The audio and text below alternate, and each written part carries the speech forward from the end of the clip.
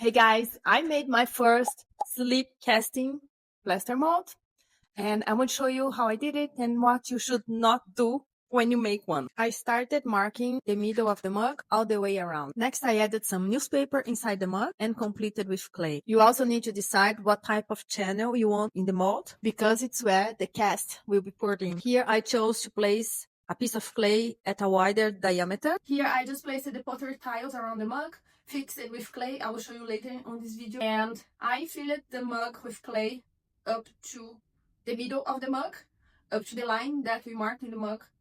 And yeah, and then you have half of the mug available up and half of the mug is covered with clay. I prepared the plaster, mix it, shake it a bit to remove the bubbles, and I poured the plaster into the cavity that we prepared with the mug. I waited for 24 hours, I removed all the tiles around, I turned the piece to have the clay on the top, and now I will start removing all this clay from here. Do not forget to leave the clay that you prepared for the channel where the plaster will be poured in. Clean everything, and now we are almost ready to do the second part of the slip casting mold.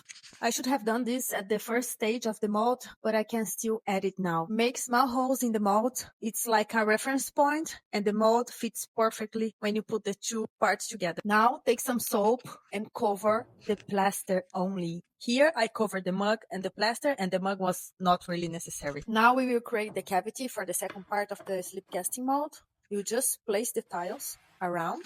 Take a piece of clay and kind of glue them together. This will help to keep the tiles in place and will also avoid that the plaster goes out. Now prepare the plaster again and pour it in to the cavity. Here I had the brilliant idea of shaking the base to remove bubbles, but I highly recommend you to not do that because look what happened.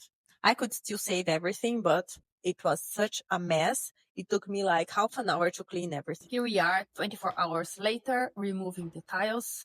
At first, I was a bit desperate because I could not remove the cavities, separate them. But then I decided to remove the clay on the top, and then it worked. I love the final results, but I would do some things differently. For example, the soap that I mentioned before, I would not put soap on the mug to have a better surface here, but that's okay. That's no big thing. I hope you liked the video. It was definitely something not simple and also not fast to do because you need to be patient and wait for all the process, for the plaster to get dry and everything. But I love the final result. I had lots of fun doing it, and let's test it now. I will test it in the next days and then see you in the next video.